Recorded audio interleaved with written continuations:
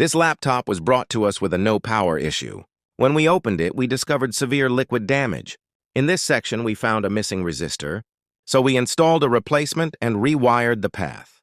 The IC in this area was also faulty and was replaced. Here are all the components that were replaced on the device. After this repair, we found 2 burnt MOSFETs, which we also replaced. However, when we tested the device, it powered on for a moment and then shut off again. Upon further inspection, we discovered that in the CPU circuit, one resistor had changed its value and the trace was broken. We replaced the resistor and rewired the connection. After that, the laptop powered on and was drawing current, but still had no display.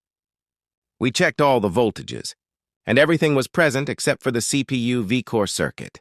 The issue was traced to the controller IC of this circuit. Once we replaced it, the laptop returned to normal and worked perfectly without any problems.